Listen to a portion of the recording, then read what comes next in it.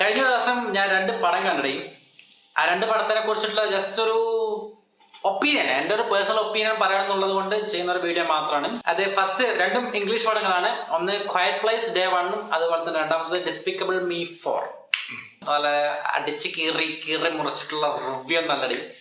ഞാൻ എൻ്റെ ചാനൽ ചെയ്തിട്ടുള്ള എല്ലാ വീഡിയോസും നിങ്ങൾക്ക് കാണാൻ പറ്റും. ഞാൻ ഒന്നിനും റിവ്യൂ എന്നൊരു ടൈറ്റിൽ പോലും കൊടുത്തിട്ടില്ല. എല്ലാം എൻ്റെ ഒപ്പീനിയൻ മാത്രമാണ്. ഓക്കെ, ഫസ്റ്റ് നമുക്ക് ക്വയറ്റ് പ്ലേസ് ഡേ 1 കുറിച്ച് പറയണേ. ഇത് ക്വയറ്റ് പ്ലേസ് ഫ്രാഞ്ചൈസിലെ മൂന്നാമത്തെ പടമായിട്ടാണ് ക്വയറ്റ് പ്ലേസ് ഡേ 1 വന്നിട്ടുള്ളത്. ആ പേര് സൂചിപ്പിക്കുന്നത് പോലെ തന്നെ ഫസ്റ്റ് രണ്ട് പടത്തിൻ്റെയും പ്രീക്വലാണ്, അതായത് ഡേ 1. ക്വയറ്റ് പ്ലേസ് 1 and 2 കണ്ടിട്ടുള്ളവരാണെങ്കിൽ നിങ്ങൾ എന്തായാലും ഈ പടത്തിന് പോയി കാണാനുള്ള ചാൻസ് ഉണ്ട്. കാരണം 1ഉം 2ഉം പാർട്ട് അത്തരത്തിൽ കിടിലൻ സംഭവങ്ങളാണ് എനിക്ക് തന്നിട്ടുള്ളത്. പേഴ്സണലി എനിക്ക് നല്ല രീതിയിൽ എക്സ്പെക്ടേഷൻസ് മീറ്റ് ചെയ്ത ഒരു പടമായിരുന്നു 1 and 2. പക്ഷെ ഇതിൽ പേഴ്സണലി ഞാൻ പറയുന്നുണ്ടെങ്കിൽ ഞാൻ കുറച്ച് ഡിസപ്പോയിന്റഡ് ആണ്. കാരണം ഇത് നമ്മൾ മുന്നേ പറഞ്ഞതുപോലെ ബാക്കി രണ്ട് പടങ്ങൾ എന്ന് പറഞ്ഞത് ഒരു പക്ക സീറ്റഡ് ത്രില്ലറാണ്, തുടക്കം മുതൽ അവസാനം വരെ. ഇതില് അത്തരത്തിലുള്ള ഒരു സൈഡ് അല്ല അവർ ഫോക്കസ് ചെയ്തിരിക്കുന്നത്. ജസ്റ്റ് ഒരു ഇമോഷണൽ സൈഡാണ് ഈ കഥ പറഞ്ഞു പോണത്. അതുകൊണ്ടായിരിക്കാം കുറച്ച് സ്ഥലങ്ങളിലൊക്കെ നല്ല രീതിയിലുള്ള സീക്വൻസ് ഒക്കെ ഉണ്ട്, പക്ഷെ ബാക്കിയുള്ളതൊക്കെ കുറച്ച് ബോറിംഗ് ആയിട്ട് അല്ലെങ്കിൽ നമ്മളെ പിടിച്ചിരുത്താത്ത സംഭവമായിട്ട് തോന്നി. അത് സ്ലോ പേസിലാണ് കഥ പറഞ്ഞു പോണത്. അത്തരത്തിലുള്ള സ്ലോ പേസിൽ കഥ പറഞ്ഞു പോകേണ്ടത് തന്നെ ചില സ്ഥലങ്ങളിൽ എനിക്കിങ്ങനെ സ്കിപ്പടിച്ച് പോകേണ്ടതായിട്ട് തോന്നിപ്പോയി. അങ്ങനെ പോയത് ഞാൻ, അതെന്താണെന്ന് എനിക്കും അറിയില്ല. ജസ്റ്റ് ഒരു കാഷ്വലി വൺ ടൈം വാച്ചബിൾ ആയിട്ട് നിങ്ങൾക്ക് കാണാൻ പറ്റിയൊരു പടമാണ് ഈ ക്വയറ്റ് പ്ലേസ് ഡേ 1. കൂടുതലായിട്ട് എനിക്ക് അതിന്റെ വലിയൊരു സംഭവമായിട്ടൊന്നും പറയാൻ തോന്നിയില്ല. ജസ്റ്റ് ഒരു 1.5 മണിക്കൂറേ പടമുള്ളൂ.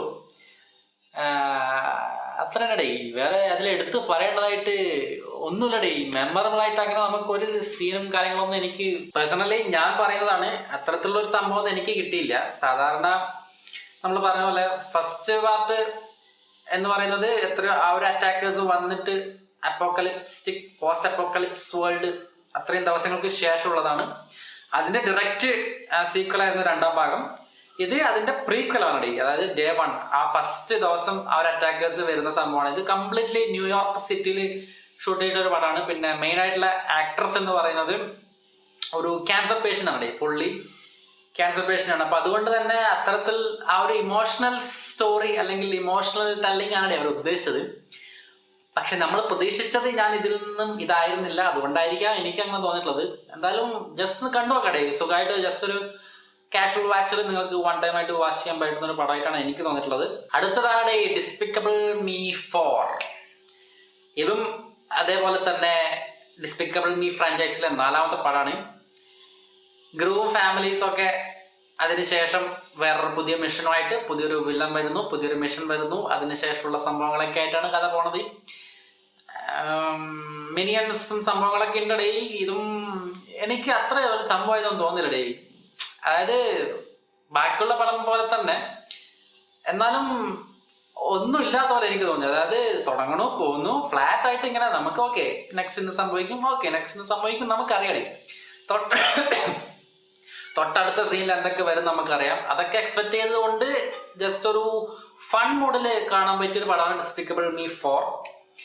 നിങ്ങൾ പടം കണ്ടിട്ടുണ്ടെങ്കിൽ നിങ്ങൾക്ക് ഒപ്പീനിയൻസ് അറിയിക്കടേ. കമന്റ് ബോക്സ് വൈഡ് ഓപ്പൺ ആണ്, ആർക്കും വന്നിട്ട് കമന്റ് ചെയ്യാം. ഓക്കെ, അത്തരത്തിലുള്ളൊരു പടമാണ് ഡിസ്പിക്കബിൾ മീ 4. നമ്മൾ പറഞ്ഞ പോലെ തന്നെ എല്ലാം എക്സ്പെക്ട് ചെയ്യാം, നമുക്ക് എന്തൊക്കെ നടക്കുമെന്ന് എക്സ്പെക്ട് ചെയ്യാം. പിന്നെ മിനിയൻസിന്റെ സംഭവങ്ങളൊക്കെ ഉണ്ട്. അതിൽ സാധാരണയുള്ള സംഭവങ്ങളൊക്കെ പോലെ കുറച്ച് സീക്വൻസുകൾ അവരുടെ ആ ഒരു സംഭവങ്ങളെ ആ ഒരു കോമിക് ആയിട്ടുള്ള സംഭവങ്ങൾ ഉണ്ടല്ലോ.